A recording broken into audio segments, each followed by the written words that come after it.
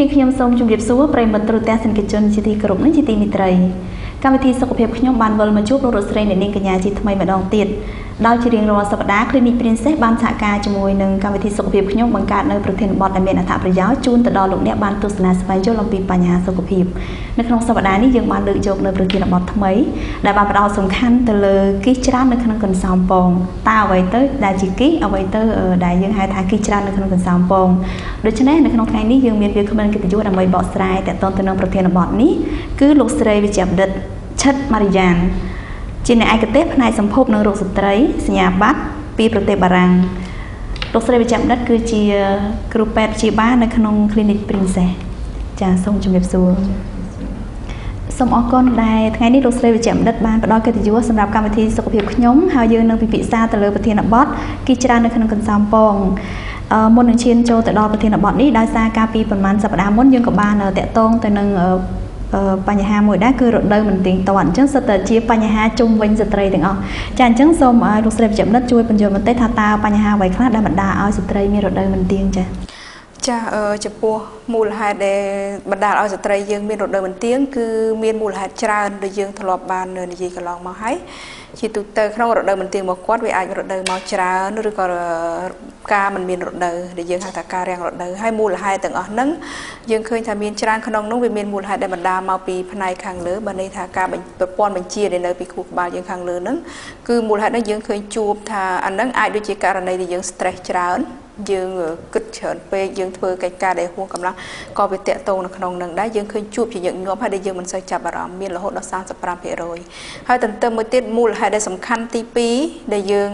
តែងតែមើលរំលងដែរនោះគឺបញ្ហាគិសនៅក្នុងកន្សោមពងរបស់យើងនឹងដែលតាក់ទងនឹងប្រធានបទរបស់យើងថ្ងៃនេះហើយគិសហ្នឹងគឺប្រភេទគិសច្រើននៅក្នុងកន្សោមពងមានដែលមានរហូតដល់ 30% ដែលបណ្ដាលឲ្យគាត់អត់មានរដូវឬក៏គាត់អត់កូនហ្នឹងហើយនឹងបញ្ហាគិសដែរគិសនៅក្នុងកន្សោមពងមិនដែលមិនមែនជាប្រភេទគិសច្រើនក៏ជាមូលហេតុដែរប៉ុន្តែបញ្ហាហ្នឹងគឺមានប្រហែលជា 10% តែបណ្ដាលឲ្យរដូវគាត់អត់ទៀងហើយក្រៅពីហ្នឹងយើងមានមូលហេតុផ្សេងទៀតដែលមានភាគរយតិចទេចាសូមអរគុណលោកស្រីវិជ្ជបណ្ឌិតតាមធម្មតាគឺស្ត្រីយើងតែងតែនិយាយថាមានគិសនៅដៃស្បូនគិសនៅក្នុងស្បូនអញ្ចឹងតើពាក្យថាគិសនៅក្នុងកន្សោមពងហ្នឹងវាមានលក្ខណៈខុសគ្នាពីគិសដែលយើងតែងតែបានស្គាល់ហ្នឹងយ៉ាងដូចចាចំពោះការដែលយើងតែងប្រើពាក្យថាគិសនៅក្នុងដៃស្បូនការពិតទៅនឹងគឺជាភាសាមួយដែលជាការយល់ច្រឡំព្រោះយើងជួនកាលគ្រូពេទ្យគាត់មិនបានបញ្ជាក់ច្បាស់ឬក៏ជាការប្រើជួនកាលការប្រើពាក្យថាកន្សោមពងអាចឲ្យស្ត្រីគាត់មានការពិបាកយល់អញ្ចឹងគាត់ប្រើពាក្យថាគិសនៅក្នុងដៃស្បូនប៉ុន្តែការពិតនៅក្នុងដៃស្បូនយើងក៏អាចមានគិសដែរប៉ុន្តែគិសដែលទាក់ទងនៅក្នុងដៃស្បូនមិនបណ្ដាលឲ្យប៉ះពាល់ទៅដល់រដូវរបស់គាត់ទេតែគិសដែលបណ្ដាលប៉ះពាល់ដល់រដូវគាត់ទៀងឬមិនទៀងគឺគិសនៅក្នុងកន្សោមពងហើយដែលខ្ញុំបានបញ្យល់អញ្ចឹងថាកន្សោមពងគឺជាកន្លែងដែលផលិតអរម៉ូនដ៏សំខាន់ដែលធ្វើឲ្យស្ត្រីយើងនឹងមានជាឈាមរដូវមានកូនបានឬមិនបានក៏ដោយសារកន្សោមពងដោយសារក្នុងកន្សោមពងនោះគឺយើងផ្ទុកទៅដោយមេជីវិតញីជាច្រើនវាអាចគិសនឹងមានតែ1ឬ2ឬក៏គិសនឹងមានច្រើនអញ្ចឹងគិសប្រភេទហ្នឹងក៏ខុសគ្នាដែលយើងឃើញថាជួនកាលយើងតែងទៅជួបគ្រូពេទ្យទៅគ្រូពេទ្យថាមានគិសនៅក្នុងកន្សោមពងយើងបើសិនជាតែមួយយើងអាចជាគិសដែលយើងថាជាគិសធម្មតាហ្នឹងព្រោះដូចខ្ញុំបានបញ្យល់ធម្មតារាល់ពាក់កណ្ដាលនៃវគ្គរដូវគឺគិសហ្នឹងវាត្រូវបែកពីខ្លួនឯងខ្ជាក់ចេញមេជីវិតញីមកដែលបណ្ដាលឲ្យយើងបើយើងអត់មានដៃគូទេយើងអត់មានការរួមរយៈទេយើងអាចមកជាឈាមរដូវនៅចុងខែប៉ុន្តែបើសិនជាគិសខ្លះដែលបែកមកហើយតែពុំបានដែលធំរហូតដល់ពាក់កណ្ដាលពុំបានបែកចេះតែធំទៅបង្កើតទៅជាគិសនៅក្នុងកន្សោមពងជួនគិសហ្នឹងជួនកាលមានប្រភេទតែ1ឬក៏2អីចឹងវាមានតែជួនកាលតែមួយខាងភាគច្រើនមានតែមួយខាងអាចជាគិសទឹកឬក៏ជួនកាលខ្លះវាមានប្រភេទដូចជាគិសសក់ឬក៏ធ្មេញនៅក្នុងហ្នឹងអាហ្នឹងគឺជាគិសដែលយើងហៅគិសនៅក្នុងដៃស្បឺកន្សោមពងគឺអាហ្នឹងគឺបានន័យថាថ្នាក់ទឹកនៃមេជីវិតញីនេះគឺអត់បានរីកលូតលាស់ឲ្យបានទៅតាមដំណើរការធម្មជាតិរបស់គាត់ទេគឺគាត់កើតមកប្រុសព្រមគ្នាតែម្ដងហើយគាត់មានចំនួនច្រើនដោយគាត់ដណ្ដើមគ្នាក្រៅប៉ុន្តែច្រើនតែអត់ប្រើការបានគឺតូចទំហំនឹងมันអាចទុំពេញលក្ខណៈដែលប្រើបង្កកំណើតបាន ចឹងយើងឃើញថាជាទូទៅដែលគេថាគិះច្រើនកាលណាគិះនឹងច្រើនក្នុងដៃកន្សោមពងមួយខាងមានគិះលើសពី8ឡើងទៅនឹងគេសន្មតថាច្រើនណាស់ហើយទំហំគឺតូចក្រោម10មីលីម៉ែត្រដែលយើងធ្វើការសិក្សាទៅនៅលើពិភពលោកយើងឃើញថាយើងជួបច្រើនណាស់គឺមានស្មើនឹងប្រហែលជា10% នៃស្ត្រីទូទៅចឹងមានន័យថាក្នុង100នាក់មាន10នាក់ហើយដែលអាចមានបញ្ហាគិះច្រើនក្នុងកន្សោមពងហ្នឹងភ្ជាប់ជាមួយនេះផងដែរតើយើងមានលក្ខណៈសម្គាល់ឬក៏លក្ខណៈបែបណាអាការៈបែបណាទើបយើងដឹងថាមានបញ្ហាគិះច្រើននៅក្នុងកន្សោមពងនេះចាចំពោះលក្ខណៈដើម្បីឲ្យយើងសម្គាល់ថាគាត់មានគិះច្រើន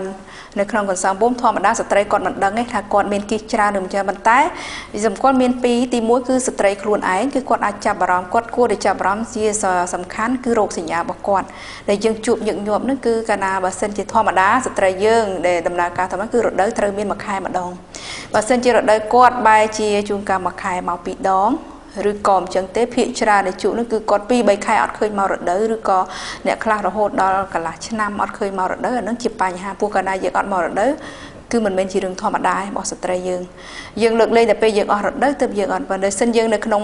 វ័យដែលបន្តពូជពីអាយុ15ឆ្នាំទៅ50គឺយើងតែងតែមានរដូវដើម្បីអញ្ចឹងដើម្បីសម្គាល់ថាគាត់មានគីមិនណាឃើញគាត់អត់មានរដូវក៏ត្រូវចាប់អារម្មណ៍ទី1ទី2បើសិនជាអ្នកដែលមានគ្រួសារហើយបើសិនជាគាត់ថា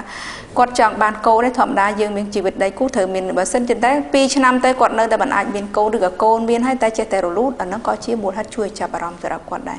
ហើយក្រៅពីនេះយើងមានរោគសញ្ញាបន្ទាប់បន្សំខ្លះទៀតដូចជាគាត់អាចឡើងមុនចម្លែកនៅលើមុខរបស់គាត់ឬក៏គាត់ដុសរោមចម្លែកលើមុខឬគាត់មានធាត់ឡើងគីឡូដែលយើងគីឡូគាត់គឺឡើងផ្លែគាត់ចុះគាត់ចង់សម្រក់យ៉ាងម៉េចក៏ពិបាកស្រកគាត់ក៏គួរប្រញាប់មកជួបគ្រូពេទ្យដើម្បីថាតើនឹងជាមូលហេតុស្អី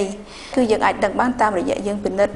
ដោយយើងអាចធ្វើអេកូឬយើងធ្វើ scanner យើងមើលឃើញយើងដឹងថាគិះនឹងមានច្រើននៅក្នុងដូចខ្ញុំបានបញ្យល់មកអញ្ចឹងឬអញ្ចឹងមួយទៀតដែលចាំបាច់ว่าថាមែនតើគឺយើងអាចពិនិត្យរហូតដល់អរម៉ូននៅក្នុងខ្លួនរបស់គាត់ថាតើគាត់មានការប្រែប្រួលអរម៉ូនណាមួយដែលធ្វើឲ្យគាត់មានបញ្ហាហ្នឹងឬក៏មានការឡើងនៃអរម៉ូនរបស់បរិសុទ្ធដែរទេចាសូមអរគុណដើម្បីឲ្យកាន់តែច្បាស់ជាងនេះទៅទៀតនាងខ្ញុំសូមឲ្យលោកស្រីចំនិតជួយបង្ហាញជូនឲ្យកាន់តែច្បាស់តាមរយៈការបញ្យល់ដើម្បីឲ្យប្រិយមិត្តទស្សនិកជនបានទស្សនាស្វែងយល់ប្រិយមិត្តទស្សនិកជនជាទីគោរពនៃទីមេត្រីមុននឹងបន្តកិច្ចពិភាក្សាជាមួយនឹងលោកស្រីវិជ្ជបណ្ឌិតជាបន្តទៀតនាងខ្ញុំសូមគោរពអញ្ជើញលោកអ្នកទៅទស្សនាបទបង្ហាញដែលបង្ហាញជូនដោយលោកស្រីវិជ្ជបណ្ឌិតឈិតម៉ារីយ៉ានសូមគោរពអញ្ជើញទស្សនាដូចតទៅ Clinic Princess មានកម្មវិធីពិសេសសម្រាប់អតិថិជនគឺផ្ដល់ការពិនិត្យសុខភាពពិសេសសម្រាប់ស្ត្រីការពិនិត្យទូទៅលើរាងកាយការពិនិត្យស្រាវជ្រាវរោគមហារីកដោះការពិនិត្យស្រាវជ្រាវរោគមហារីកមាត់ស្បូនការបង្ករោគតាមផ្លូវបន្តពូជស្ត្រីព័ត៌មានបន្ថែមសូមតាក់ទងមកបុគ្គលិក Clinic Princess តាមរយៈលេខទូរស័ព្ទនិងអាសយដ្ឋានខាងក្រោមអញ្ចឹងដើម្បីឲ្យបានយល់ច្បាស់អំពីថាតើអ្វីទៅដែលថាគិះនៅក្នុងកន្សោមពងគិះច្រើននៅក្នុងកន្សោមពងជាដំបូងចាបើយើងពិនិត្យមើលពីខាងក្រៅពីនេះជាសរីរាង្គបន្តពូជរបស់ស្ត្រីយើងដែលពីខាងក្រៅពីទ្វារមាសចូលទៅដល់ខាងក្នុងរបស់យើងគឺយើងមានស្បូនចានេះគឺពីទ្វារមាសទៅនេះគឺជាស្បូនគឺជាសាច់ដុំប្រហោងដែលមានតួនាទីសម្រាប់ទុកកូននៅក្នុងពេលដែលយើងមានទម្ងន់ឬអញ្ចឹងគឺជាកន្លែងសម្រាប់ទុកអណ្ដាលឲ្យមានការមកជាឈាមរដូវជារៀងរាល់ខែហើយនៅសងខាងនៃស្បូននេះគឺយើងមានដៃស្បូនដូច្នេះដៃស្បូននេះគឺតួនាទីរបស់ដៃស្បូនសម្រាប់ទទួលមេជីវិតញីពីក្នុងកន្សោមពងទាំងសងខាងបញ្ជូនមកចូលមកក្នុងស្បូនរបស់យើងដើម្បីបង្កើតជាឈាមរដូវឬមួយទៀតគឺជាកន្លែងជួបគ្នារវាងមេជីវិតឈ្មោលជាមួយវេជីវិតមីអញ្ចឹងហើយកន្សោមពងនៅខាងក្រោមដៃស្បូនទាំងសងខាងគឺយើងមានគឺជាកន្សោមនៅក្រោមដៃស្បូនគឺជាកន្សោមពងដែលយើងថាបញ្ហាគិះដែលច្រើនកើតឡើងគឺកើតឡើងនៅក្នុងកន្សោមពងនេះពុំមែនកើតនៅក្នុងដៃស្បូននេះទេអញ្ចឹងសូម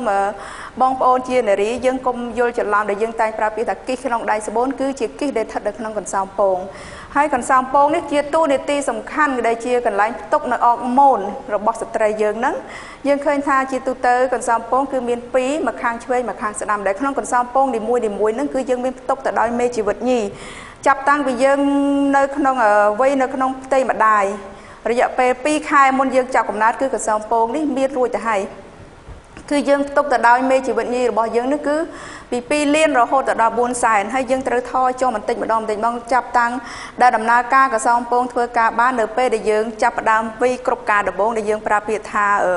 ពេញវ័យគ្រប់ការហ្នឹងគឺកសងពងនេះចាប់ផ្ដើមដំណើរការដោយការខ្ជាក់មេជីវិតញីមួយខែមួយ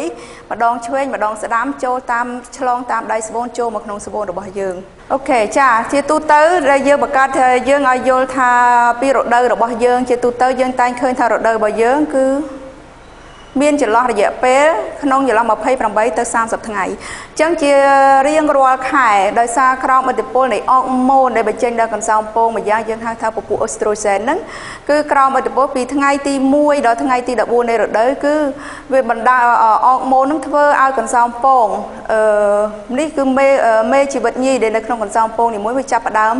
ទុំមួយខែមួយម្ដងឆ្វេងម្ដងស្ដាំទុំរហូតដល់ថ្ងៃទី14នៃរដូវកន្សោមពងនេះគឺធ្វើការខ្ជាក់នៅមេជីវិតញីនេះចូលមកក្នុងស្បូនរបស់យើងពេលនឹងឯងដែលថាបើសិនជាយើងអ្នកដែលស្ត្រីដែលគាត់មានដៃគូគាត់ធ្វើការរួមរយៈគឺការមានការជួបគ្នារវាងមេជីវិតឈ្មោល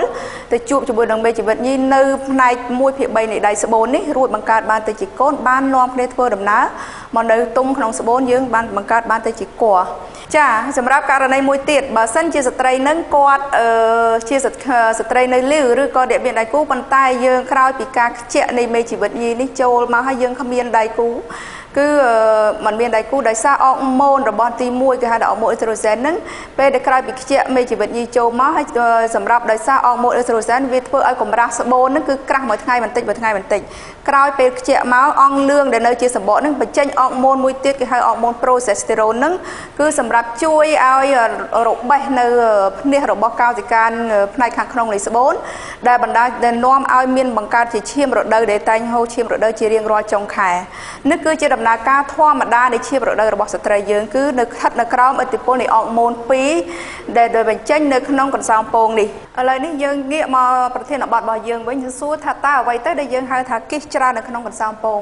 ដែលគិសច្រើននៅក្នុងកន្សោមពងគឺជាវិបត្តិអរម៉ូនដែលកើតឡើងដែលបណ្ដាលសាំញ៉ាំមួយដែលធ្វើឲ្យស្ត្រីនឹងគឺគាត់អត់មានការបង្កកំណើតឬឲ្យគាត់អត់ឬក៏ការបង្កកំណើតរបស់គាត់មិនធម្មតាផ្ទុយទៅវិញបែរជាគាត់គឺកើនឡើងនៅអរម៉ូនរបស់បរិះនៅក្នុងខ្លួនរបស់យើងអញ្ចឹងថានេះគឺជារូបភាពរបស់កន្សោមពងរបស់យើងទាំងមូលដែលនៅក្នុងនោះមានផ្ទុកទៅដោយមេជីវិតញីរាប់លានចារហូតចាដែលចាប់ផ្ដើមតាំងពីយើងពេញវ័យក្នុងអាយុ15ឆ្នាំដល់យើងអស់រដូវគឺត្រូវខ្ជាក់ជារៀងរាល់ខែគឺមួយខែមួយដើម្បីបញ្ចូលមកក្នុងស្បូនរបស់យើងបង្កើតទៅជាឈាមរដូវរបស់យើងចំពោះក្នុងករណីដែលគិសនៅច្រើននៅក្នុងកន្សោមពងដោយសារអរម៉ូនបញ្ចេញមិនបានត្រឹមត្រូវគឺកន្សោមពងនឹងពុំបានខ្ជាក់នៅមេជីវិតញីចេញទេគឺមេជីផ្ទុយទៅវិញគឺមេជីវិតញីនឹងគឺមានច្រើននៅក្នុងកន្សោមពងតែមួយឬក៏ខ្ជាក់ឲ្យអង្លឿងនេះពុំបានបញ្ចេញនៅអរម៉ូនប្រភេទទី2ដែលហៅថាពពួកប្រូចេស្តេរ៉ូននឹងដើម្បីឲ្យរបកនៅភ្នាះនៃកោសិកាស្បូនដើម្បីបង្កើតជាឈាមរដូវថាដូច្នេះហើយបានជាយើងពិនិត្យទៅឃើញថាស្ត្រីដែលមានគិសច្រើននៅក្នុងកន្សោមពងគឺយើងតែងឃើញបើយើងពិនិត្យយើងឃើញថាគាត់មានគិសច្រើនដែលគិសនឹងវាមានលើសពី8ហើយមានទំហំតូចឬមិនចឹងហើយចំពោះរោគសញ្ញាគឺគាត់ច្រើនតែមកជួបគ្រូពេទ្យដោយសារគាត់អស់រដូវគាត់រាំងរដូវចានេះគឺជារូបភាពដែលក្នុងគិសមួយដែលយើងបានពង្រីកឲ្យឃើញថានៅគិសធម្មតាគឺមានច្រើនអញ្ចឹងប៉ុន្តែមិនមែនឡើងច្រើនទាំងអស់ក្នុងពេលតែមួយទេគឺគាត់ដោយសារអរម៉ូនគឺឡើងធំម្ដងមួយក្រោយពេលគិសណាកន្សោមមេជីវិតញីណាដែលបានបែកទៅហើយគឺលេងដំណើរការទៀតហើយរហូតដល់មកខាងឆ្វេងមកខាងស្ដាំរហូតដល់យើងអស់រដូវគឺលេងមានមេជីវិតញីនេះទៀតហើយចាអញ្ចឹងសួរថាតើអញ្ចឹងរោគសញ្ញាអ្វីខ្លះដើម្បីឲ្យស្ត្រីគាត់ដឹងថាតើគាត់នឹងមានបញ្ហាគិសច្រើននៅក្នុងកន្សោមពងនឹងជាចម្បងសំខាន់ទី2បន្ទាប់ពីការរាំងរដូវរបស់គាត់ដែរគឺ